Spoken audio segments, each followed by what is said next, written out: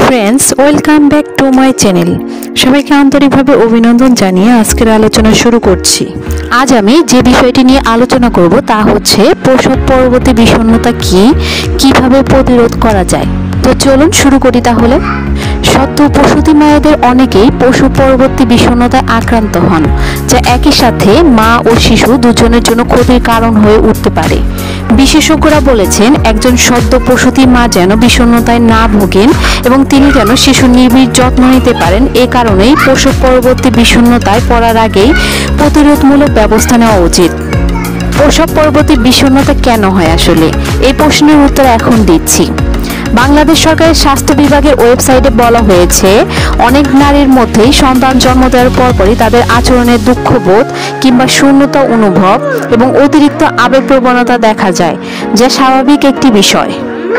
কিন্তু যদি সন্তান জন্মদানের পর 2 সপ্তাহের বেশি সময় ধরে মন খারাপ, অতিরিক্ত মেজাজ এবং অসহায় ভাব থেকে যায়, তবে তিনি প্রসব পরবর্তী বিষণ্ণতায় ভুগতে পারেন। বিশেষত সন্তান জন্মদানের পর নারীর দেহে হরমোনের পরিবর্তনের কারণেই এই ডিপ্রেশন হতে পারে। সন্তান জন্মদানের পর সবচেয়ে বড় শারীরিক পরিবর্তন হচ্ছে শরীরের বিভিন্ন হরমোন এবং তাদের পরিমাণ বৃদ্ধি বা কমে যাওয়া।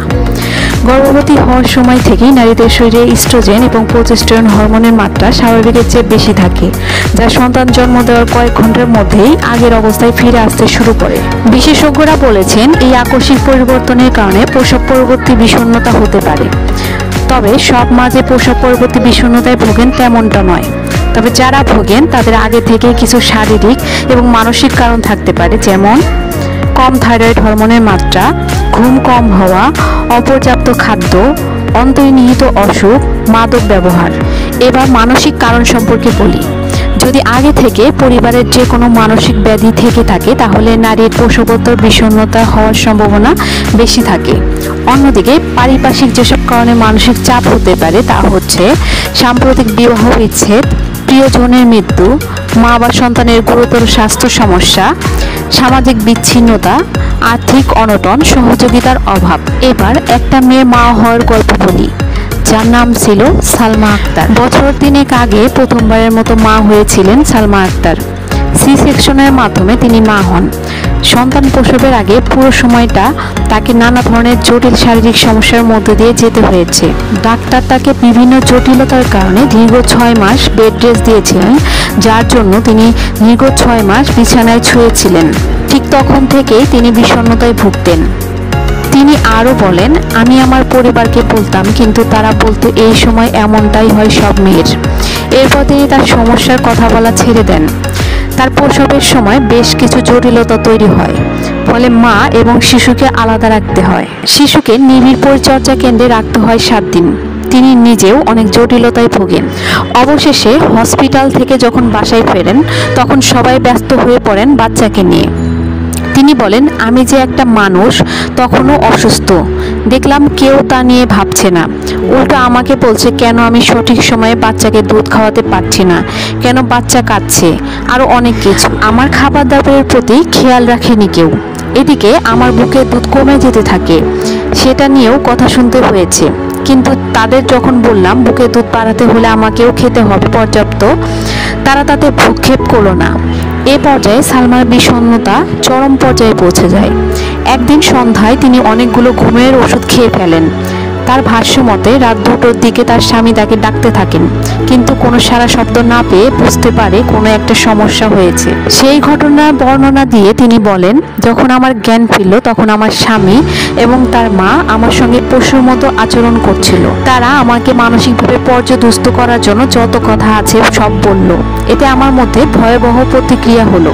শেষ রাতের দিকে মনে হলো আমার বেঁচে থাকার কোনো দরকার নেই। আমি যেভাবে ছিলাম সেভাবেই বাড়ি থেকে বের হয়ে গেলাম। সবাই তখন ঘুমে। আমি জানি না কোথায় যাচ্ছি, কি করছি। দুপুরের দিকে ঘুম থেকে উঠে দেখলাম আমি আমার বোনের বাড়িতে। আমার বোন বলল, ভোরে একটা সিএনজি নিয়ে খালি পায়ে উস্কো খুস্কো চুলে বাসার জামা পরে আমি তাদের বাসায় যাই। কিন্তু এর কিছুই আমি মনে করতে পারিনি। তার কথা অনুযায়ী তিনি বলেন, সেদিন আমি মরে যেতে পারতাম। এই হলো সালমা আক্তারের জীবনে প্রসব পরবর্তী বিষণ্ণতার কিছু নমুনা। এবার চলুন প্রসব পরবর্তী বিষণ্ণতার কিছু লক্ষণ সম্পর্কে বলি। লক্ষণগুলো হচ্ছে অস্থির লাগা বা মেজাজ খারাপ হয়ে থাকা, কোনো কারণ ছাড়াই মন খারাপ বা কান্না আসা, অতিরিক্ত ঘুম হওয়া অথবা প্রচণ্ড ক্লান্ত লাগলেও ঘুম না আসা, খুব কম খাওয়া কিংবা অতিরিক্ত খাওয়া, নানান ব্যথা বা অস্বস্তি অনুভব হওয়া, সব কিছু অতিরিক্ত মনে হওয়া এবং হতাশা লাগা, নিজেকে অসহায় লাগা, মনোনিবেশ করতে বা সহজ সিদ্ধান্ত নিতে না পারা, যে জিনিসগুলো একসময় উপভোগ করতেন তাতে কোনো আগ্রহ না থাকা, কাজে শক্তি বা অনুপ্রেরণা না পাওয়া, শিশুকে বা নিজেকে আঘাত করার চিন্তা করা, সন্তানের প্রতি আগ্রহ কাজ না করা বা দূরে থাকা, অর্থাৎ এমন মনে হওয়া যে সন্তান নিজের নয় অন্য কারো, স্মৃতির সমস্যা, অপরাধবোধে ভোগা বা নিজেকে খারাপ মা মনে হওয়া, পরিবার ও বন্ধুদের থেকে বিচ্ছিন্ন হয়ে যাওয়া বা পালাতে যাওয়া। বিশেষজ্ঞরা বলেছেন কখনো কখনো প্রসবোত্তর বিষণ্ণতার লক্ষণগুলো প্রসবের পরপরই দেখা দিতে পারে, আবার কখনো কখনো কয়েক মাস পরেও দেখা দিতে পারে। কারো ক্ষেত্রে লক্ষণগুলো 1 বা 2 দিনের জন্য হয়, কারো ক্ষেত্রে আবার লক্ষণগুলো ফিরে ফিরে আসতে পারে। সময় মতো সঠিক চিকিৎসা না দেওয়া হলে লক্ষণগুলো আরও জটিল আকার ধারণ করতে পারে বলে স্বাস্থ্য বিভাগ বলেছে। এবার জানাবো কারা প্রসব পরবর্তী বিষণ্ণতা ঝুঁকিতে বেশি থাকেন। স্বাস্থ্য বিভাগ বলেছে এক সমীক্ষায় দেখা গেছে বয়স্ক ও অল্প শিক্ষিত নারীদের প্রসবোত্তর বিষণ্ণতায় ভোগার সম্ভাবনা বেশি। বয়স জাতি নির্বিশেষে যে কোনো নবপ্রসূতি মা প্রসবোত্তর বিষণ্ণতায় পড়তে পারে। এবার জানাবো যাদের বেশি ঝুঁকি হতে পারে। তাদেরই বেশি ঝুঁকি হতে পারে যাদের পূর্ববর্তী বিষণ্ণতা বা অন্যান্য মানসিক ব্যাধির ইতিহাস রয়েছে। তাছাড়া বিষণ্ণতার পারিবারিক ইতিহাস, গুরুতর স্বাস্থ্য সমস্যা, সাম্প্রতিক মানসিক চাপ যেমন বিবাহ বিচ্ছেদ, মৃত্যু বা প্রিয়জনের গুরুতর অসুস্থতা, অনাকাঙ্ক্ষিত বা অপ্রত্যাশিত গর্ভধারণ, যমজ, ট্রিপলেট বা অন্যান্য জটিলতা, সময়ের আগে শিশুর জন্ম বা স্বাস্থ্য সমস্যা নিয়ে জন্ম হওয়া, একাকিত্ববোধ বা মানসিক সহযোগিতার অভাব, ঘুমের সমস্যা এবং ক্লান্তি। প্রসবোত্তর বিষণ্ণতা প্রতিরোধ করার উপায়। আমার জানা মতে প্রসব পরবর্তী সময়কাল 6 সপ্তাহ ধরা হয়। এর মধ্যে অনেকেই বিষণ্ণতায় ভুগতে পারেন। যদি কারো মধ্যে লক্ষণ দেখা দেয় তাহলে কাউন্সেলিং করতে হবে, সঙ্গে ওষুধের প্রয়োজন হতে পারে, কারণ গুরুতর পর্যায়ে গেলে মা তার নিজের সন্তানকে বোঝা মনে করেন, এমনকি তাকে মেরেও ফেলতে চান।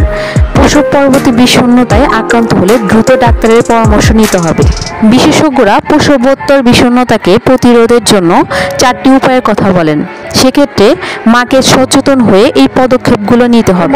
প্রথম পদক্ষেপটি হলো কথা বলুন। আপনি আপনার অনুভূতিগুলোকে নিজের মধ্যে না রেখে বিশ্বস্ত কারোর সাথে ভাগাভাগি করে নিতে পারেন। তখন মনে হবে অন্যরা আপনার বিষয়গুলো শুনতে ইচ্ছুক এবং আপনি একা নন। পরের পদক্ষেপটি হলো একা না থাকার চেষ্টা করুন। একা না থেকে বরং পছন্দের মানুষগুলোর সাথে বেশি বেশি সময় কাটান। এটি আপনার একাকিত্ব দূর করে অন্যদের সংস্পর্শে যেতে সাহায্য করতে পারে। এই ক্ষেত্রে বিভিন্ন ধরনের গ্রুপে যুক্ত হতে পারেন। একটি গ্রুপে থাকলে অন্যান্য বিষয়গুলোতে ফোকাস করতে হয়, ফলে নিজের মানসিক চাপ এমনিতেই কিছুটা হলেও হালকা হয়ে যায়। নিজের বন্ধু বান্ধবী কিংবা আত্মীয় স্বজনের সাথে বেশি সময় কাটান। তৃতীয় যে পদক্ষেপ সেটি হলো নিজেকে জোর করে কাজে অন্তর্ভুক্ত করবেন না। আপনি যদি কাজ বা চাকরির জন্য প্রস্তুত না হন তবে নিজের উপর জোর করবেন না। মনে রাখবেন এই সময়টা আপনার এবং আপনার শিশুর জন্য গুরুত্বপূর্ণ, তাই প্রয়োজনে আরও কিছুদিনের জন্য কাজ থেকে দূরে থাকার চেষ্টা করুন। সবশেষে আপনাকে যে পদক্ষেপটি নিতে হবে তা হচ্ছে বিশ্রাম করুন এবং শান্ত থাকুন। মন ও শরীর উভয়কে ভালো রাখার জন্য রাতের ঘুম খুবই গুরুত্বপূর্ণ। যদি আপনার শিশু অনেকক্ষণ জেগে থাকে তাহলে অন্য কাউকে দায়িত্ব দিন, যাতে আপনি পর্যাপ্ত ঘুমাতে পারেন। আপনার শিশুর যত্নের জন্য আপনার যথেষ্ট বিশ্রাম প্রয়োজন। সবশেষে আপনাদের উদ্দেশ্যে কিছু কথা বলতে চাই, তা হচ্ছে বাংলাদেশের সামাজিক প্রেক্ষাপটে শিশু জন্ম নেওয়ার পর পরিবারের সবাই বেশিরভাগ ক্ষেত্রে শিশুটির যত্ন নেওয়ার উপর জোর দেন। শিশুর যত্ন নেওয়ার অবশ্যই প্রয়োজন আছে, কিন্তু একই সঙ্গে মায়ের শারীরিক এবং মানসিক স্বাস্থ্যের দিকেও খেয়াল রাখতে হবে। নর্মাল ডেলিভারি হোক বা সি সেকশন হোক না কেন মায়ের যত্ন নিতে হবে, কারণ মনে রাখতে হবে মা কিন্তু একই সঙ্গে বাচ্চাকে বুকে দুধ খাওয়াচ্ছে। তাই মায়ের ঘুম বিশ্রামের দিকে বিশেষ নজর দিতে হবে। কিন্তু এখানেই ঘাটতি দেখা যায় বাচ্চা নিয়ে সবাই ব্যস্ত হয়ে পড়ে, কিন্তু মায়ের স্বাস্থ্য অগ্রাহ্য করার কোনো অবকাশ নেই। বন্ধুরা, আজকে তাহলে এই পর্যন্তই। আমার ভিডিওটি যদি ভালো লেগে থাকে তাহলে অবশ্যই বেশি বেশি লাইক, শেয়ার, সাবস্ক্রাইব এবং কমেন্ট করবেন। ধন্যবাদ সবাইকে।